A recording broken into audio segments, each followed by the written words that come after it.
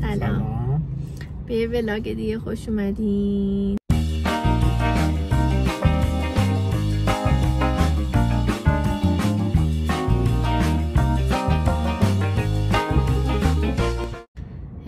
شنبه میخوایم با هم دیگه بریم مسافرت این آخر هفته و میخوایم جمع جور کنیم وسیله‌هامون رو آماده کنیم.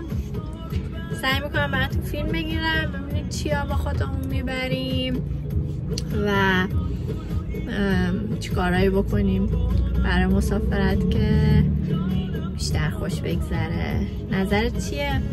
نظرم خوبه، مثبت نسبت به این داستان. پس بریم ببینیم چی میشه.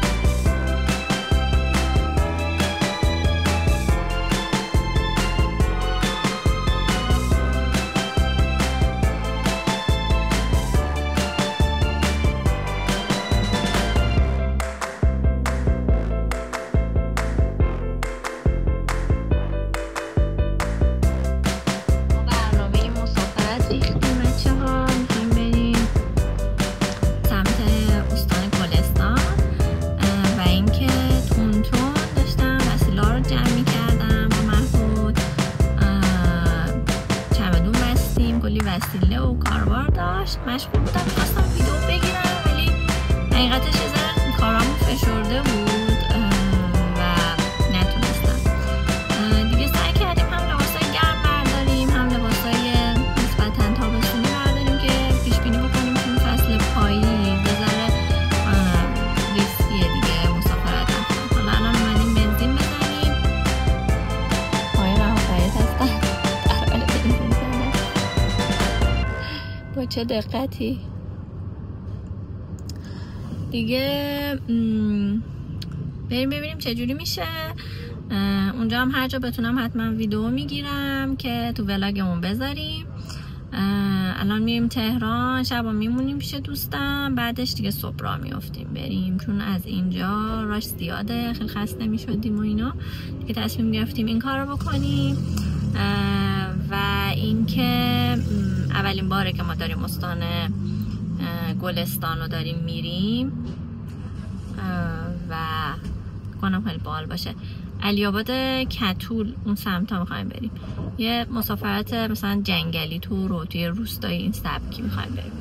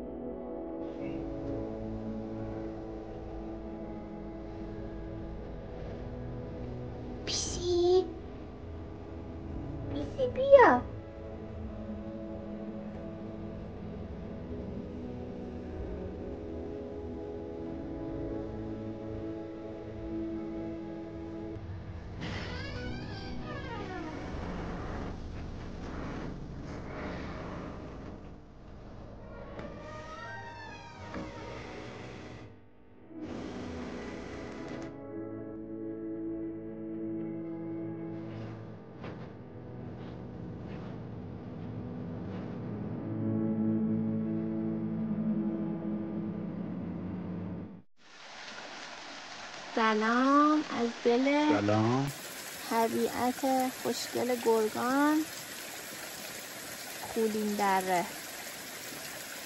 ما بهش میگیم دره تمشک.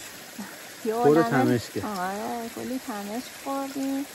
جاتون خالی. الانم اومدیم سمت جنگل. رسیدیم چون جایی داره آب میاد. اینجا رو بگی یه ذره داره آب میاد. خیلی خوشگله. دیشب رسیدیم خیلی خسته بودیم دیگه. تقریبا فکر کنم 7 صبح راه افتادیم. 7 و 8 راه افتادیم. ساعت 6 بعد از ظهر رسیدیم. هی وسطش هم وای میستادیم. مثلا اون قشنگ بود، جالب بود که رسیدیم و ویلا رو تحویل گرفتیم. یه خونه قدیمیه که بازسازی کردن. فیلماشو گرفتم. خیلی خوشگله. بعد یه ذره استراحت که می افتادیم. 12 ساعت خوابیدیم. که الان پا شدیم اومدیم بگردیم تو دوستا. برگریزونه. خیلی قشنگه. برگا دارن میریزن تو ویدیو فکر کنم میفته. حالا ویدیو هم میگیریم از سفرمون. ولاگش میکنیم ولی قرار بود که جمعه ها ولاگمون رو بگیریم و شنبه آپلود کنم ولی چون دیروز که راه بودیم نشد. با یه ذره تأخیر ویدیو رو میذاریم و امیدواریم که خوشتون میاد. دیگه خیلی قشنگه. در مورد دیشب خیلی سرد بود و کلی چیز بود. بخاری روشن کردیم و حسابی یخ کردیم ولی داخل کلبه خب خیلی خوب بودش، گرم بود. ولی الان که آفتاب در اومد حسابی هوا خوب شده. نظرت چیه در مورد اینجا؟ جای جذاب و قشنگه دیگه. داخل تقریبا جنگلی و یه دره به معنای واقعیه و سه طرف دره است که کاملا یه جنگل انبوه پشت سر اونه. تو ویو روبرو هم دقیقا یه کوه جنگلی رو میبینی. خیلی قشنگه. آره. یه حسال خیلی خوبی داره. حالا دیگه تو این ویدیو هم اسمش رو آوردیم، خولین دره. چند تا اقامتگاه بومگردی اینجا هستش. حالا مطمئنا تو اینترنت سرچ کنید پیدا میکنید. محیط خوبیه برای ریلکس کردن. حالا شاید مرکز خرید اصلا نزدیکش نیست اما کسی که طبیعت گرد و دوست داره یه جا بره آرامش داشته باشه به نظر من یه همچین مکانی براش خوبه. ما یه ذره دوست داشتیم شلکس کنیم. مسافرت اینجوریه. ما کلا مسافر رفتن خب خیلی دوست داریم و سعی میکنیم هی هزینه هامون رو مدیریت بکنیم که تعداد سفرهایی که میریم رو بیشتر بکنیم. حالا سفر لاکچری خیلی دوست نداریم. این مثلا برام مهم نیست. بیشتر مهم اینه که جاهایی که میبینیم و تعدادش رو بیشتر کنیم. هی جاهای مختلف رو بریم. خیلی شمال که زیاد اومده بودیم ولی گیلان رفتیم. سمت گیلان گشتیم. لاهیجان و رشت و ماسال و ماسوله و اینا رو همه رو دیدیم. بعد دیگه مازندران چند بار رفتیم. سمت ایزد شهر و رامسر و کلا منطقه مازندران محمود آباد و آره تا ولی ساری نیومده بودیم. الان که اومدیم این سمت ساری جاده خیلی قشنگی داشته. آره. ساری به گرگان جاده خیلی قشنگی بوده. آره. دو طرف درختای چنار بودش. چنار شاید چند 10 ساله تازه کاشتم نبودن. یعنی معلوم بود حداقل 30-40 سال عمرشونه. این طرف تمیزتر بود چون انگار آدمای محلی بیشترن. آره خیلی. اون سمت مازندران اینو متاسفانه حالا انبوه زباله رو زیاد دادن میبینه. چشمش خیلی درگیره. اما سمت ساری به گرگان خیلی قشنگ بوده. خیلی قشنگ بود. سر رو هم یه بین راهی نگه داشتیم. دیگه ارمغان متوجه شد صدای قاز میاد. قاز میاد. آره فیلمش رو نگاه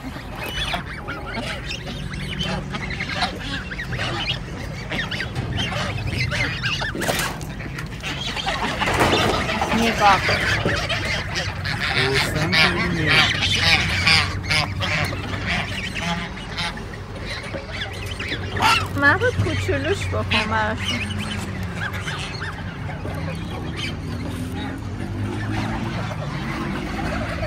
جوجو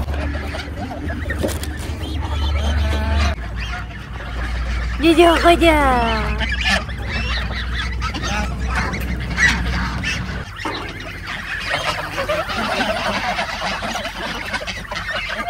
خیلی جالب بود. رفتیم دیدیم یه سری قاز توی یه حیاتی هن، صدای جیغشون میومد انگار مثلا بخوان جلب توجه بکنن. ظاهرا یه مثلا خیلی از موقع غذا خوردنشون گذشته بود، داشتن یه جورایی قور میزدن دیگه. ارمغان یه تیکه فطیر عراق دستش بود، یه ذره بهشون دیدیم خیلی گرسنه‌ن دیگه. من رفتم، ما یه سری سنگک گرفته بودیم برای اینجا خورد کرده بودیم، گذاشته بودیم کنار که بیاریم اینجا دیگه. نصف بیشترش رو آوردیم، دونه دونه خورد کردیم، ریز کردیم، ریختیم براشون. یه ذره صداشون کمتر شد انگار. آره یه ذره شکمشون سیر شد. صحنه جالبی بوده. هم استراحت کردیم، هم خستگی مسیر از تنمون رفتش، هم بالاخره در خور موقعیت یه کاری حالا انجام دادیم، حالا دلمون بهتر شد. آره واقعا اینکه یه کاری بالاخره مثبت انجام بدیم من خیلی دوست دارم. در حد خودم من که نمیتونم اونا رو حالا کاری واسهشون انجام بدم بیارمشون از اون لونه بیرون. حالا من نمیدونم صاحبشون چی شده بود که نیومده بود بهشون غذا بده، غذاشون تمام شده. ولی در حد همین که من بتونم یه غذا اینجوری بهشون بدم کافیه دیگه. کاری که باید انجام بدیم ما انجام دادیم. بعد آره خلاصه ما سمت گلستان و اینا اصلا نیومده بودیم. خیلی من دوست داشتم تجربه کنم، مخصوصا که پاییزش خیلی میگن مشکلهای تصویراش اینا رو دیده بودیم. دیگه یه دفعه‌ای تصمیم گرفتم که باشیم بیایم و این بومگردیه رو پیدا کردم. دیدم خیلی مدل قدیمی طور داره، خوشم میاد. یه خونه قدیمیه که بازسازیش کردن، قشنگم با سلیقه هم بازسازیش کردن. یه محبوط سورپرایزش کردم، یعنی محبوط در جریان نبود. من اینجا رو گرفتم و دیگه بهش گفتم باشه بریم یه ذره روحیه‌مون عوض بشه. تابستون اصلا سفر نرفته بودیم، تهران و اینو رفته بودیم برای کلاس کوچینگ، ولی مسافرت نبود چون ما سفر رو تو طبیعت دوست داریم با محبوط، مثلا کشف کردن و دیدن و اینا. دیگه محبودم کارش اوکی کرد، اومدیم. دوستامون هم شاید بیان اضافه بشن. حالا در مورد مدیریت یکی از مسافرت ها بگم. کاری که ما انجام میدیم من خیلی اوکی ام باهاش اینه که مثلا وقتی میریم یه جایی اگه امکان غذا گرم کردن و غذا درست کردن و اینا داره، به فرض مثلا ماکارونی میخوایم بخوریم، خورشتی میخوایم بخوریم، اگه میشه کوچولو اینجا اونا رو من یه جایی که میشه آماده میکنم. مثلا مواد ماکارونی آماده میکنم، خورشت آماده میکنم، همون تو خونه خودمون آماده میکنم، فریزری میکنم، بعد با یختون دیگه میاریمش و مثلا حالا ماکارونی رو دم میندازیم، ماکارونی درست میکنیم، برنجش رو اینجا درست میکنیم. خیلی تو مدیریت هزینه های سفر کمک میکنه.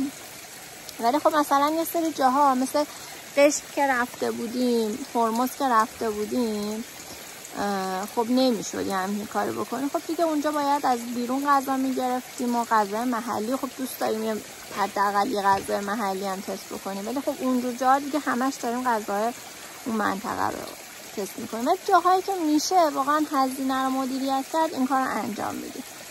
برای همین حالا من آخرین مسافرتمون بعد از اینکه چیز کردیم تمام شد، میگم چقدر هزینه‌مون شد و هزینه رو یه جوری میگم که به دلار میگم، به خاطر اینکه خدا رو شکر تو ایران همه چی با دلار تغییر میکنه. ولی اگه مثلا بعدن کسی بخواد این ویدیو رو ببینه یعنی بتونه یه تشخیصی بده، چون مثلا فکر کنم حتی 6 ماه دیگه اما قیمتی که بذاریم مسخره نظر بیاد. آره سعی میکنم تبدیلش بکنم به دلار که یه چیز همیشگی باشه، عددی که دیده میشه. ولی واقعا کسایی که دوست دارن مسافرت برن و هی دست میکنن، توصیه که بهشون دارم اینه که سخت نگیرن. من خودم یادم بودم که عاشق مسافرت رفتن بودم، ولی خانواده‌ام اهل سفر نبودن خیلی، به خاطر سختگیریایی که داشتن، همه چی باید پرفکت باشه و اینا. ولی من اینجوری نبودم، دوست داشتم که تجربه بکنم. مهبادم همینجوری بود. من تو مجردیم خب مسافرت رفتم، بعد دیگه میتونستم با تور میرفتم، با حالا با دوستام و یه سری بده من مدیریت، خب مدیریتش میکردم. دستور میخوای مدیریتش میکردم، خیلی هم خوب بود دیگه. بعد دیگه مهبادم خیلی پایه سفر بود، یعنی از اولی که مامام آشنا شدیم در موردش صحبت کرده بودیم که دوست داریم بریم مسافرت رو تجربه بکنیم با هم دیگه، هر جوری که شده. خلاصه با مدیریت کردن خیلی جاها رو رفتیم و جذابیش این بود که خیلی جاها رو با هم تجربه کردیم. خیلی قشنگ بود، خیلی جذاب بود که خیلی هیجان داشتیم یه جای جدیدی رو که میخوایم ببینیم با هم و من دوستش داشتم. این 8 سالی که با هم بودیم جایی که رفتیم کجا بود مهباد؟ اصفهان رفتیم، شیراز، قشم، هرمز، آبادان، کاشان. آره کاشان رفتیم، خانسار رفتیم، شمال زیاد رفتیم. شمال که آره زیاد رفتیم، مشهد رفتیم، گلپایگان رفتیم. آره سفرهای یه روز هم زیاد رفتیم. سمت شمال هم میگم چند تا منطقه مختلف رو رفتیم، تجربه کردیم. استانبول رفتیم با هم، یزد بوده، یزد رفتیم، خیلی قشنگ بود.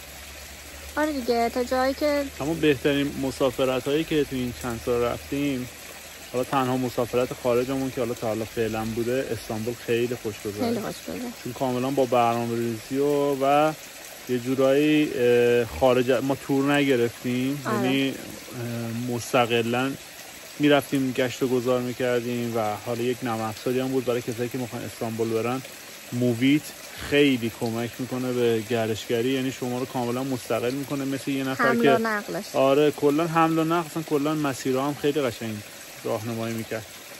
یعنی مثل یه کسی که 5 سال 10 سال تو استانبول داره زندگی میکنه، شما کاملا مسلطید به اون شهر. آره خود تو ایران هم به نظر من قشنگترین مسافرتامون شیراز و قشم بود. هرمز و قشم کلا. حالا یه پک ما 3 روز رفتیم قشم، 2 روز هم هرمز رفتیم. خیلی قشنگ. 2 روز هم هرمز رفتیم. شیراز هم 5 یا 6 روز بودیم. شیراز یه جا بودش خیلی من دنبالش میگشتم. خب ما بودجه‌ای که برای مسافرتامون میذاریم بودجه محدودیه، یعنی نمیایم بودجه رو باز بذاریم که حالا هر چقدر پیش اومد. یه بودجه یه بودجه رو تعیین میکنیم، طبق اون بودجه اقامتگاهمون رو میگیریم، طبق اون بودجه خرج میکنیم. برام حالا یه تلرانس 1-2 تومانی داره، اما زیاد حالا تلرانس رو باز نمیذاریم که حالا خیلی دیگه از مدیریت خارج میشه. آره از مدیریت خارج میشه. بعد دیگه خیلی ما گشتیم دنبال اقامتگاه داخل شیراز. خب اقامتگاه قیمت‌های خیلی فضایی و متفاوتی داشتش، قیمت مناسب پیدا می‌کردیم، مناسب خودمون نبود در نظر امکاناتی. یه جا پیدا کردیم، اسمش چی بودش؟ روبروی شاهچراغ بودش. آدم نمیاد اسمش. ولی من نظرم اینه که میخوام توی سری از ولاگ‌ها بیام اگه اوکی باشی، اونا که ویدیو داریم یا عکس داریم، بیام اونا رو ولاگ براش درست میکنم. بعد در مورد اون مسافرت مثلا خودمون حرف میزنیم، بعد اونجا که ما رفتیم خیلی جالب بوده. اونو بعد دیگه دقیق نگاه میکنم اسم اقامتگاهش چی بوده و اونجا میگم، چون الان مالا 2 سال پیش فکر کنم رفتیم دیگه، یادم نمیاد اسمشو. بعد خیلی جالب بود ما چون با یک وعده غذا گرفتیم. بعد کسی هم که آشپز این هتل بود، تو خونه‌های قدیمی ساخته بودن، خیلی قشنگ بود. بعد اقامتگاهی که حالا درست کردن، غذایی که آشپزی که بودش آشپز خونگی بودش، خیلی غذاهای شیرازی درست می‌کردش، واقعا جذاب بود. مسافرت یه مامانی برامون غذا درست کرد. مسافرت‌های داخلیمون خب شیراز و هرمز و قشم درآمدشونه. خارجی هم که حالا فعلا همون استانبول بود.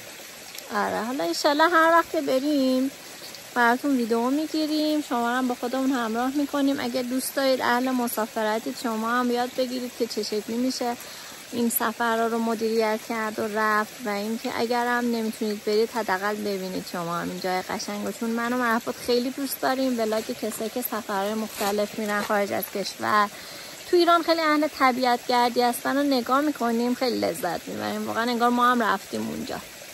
دیگه اینجا خیلی طولانی نمیکنم صحبت ها رو، چون امروز میخوام این ولاگو اگه بتونم و برسم ادیت کنم بذارم، ولی خود چیزو گردش و اینجا رو کم کم میگیرم و فکر میکنم آخر هفته آپلودش میکنم. از صحنه هایی که اینجا داریم میبینیم هم یه کوچولو براتون فیلم میگیرم و میذارم. تا ویدیو بعدی خداحافظ. خداحافظ.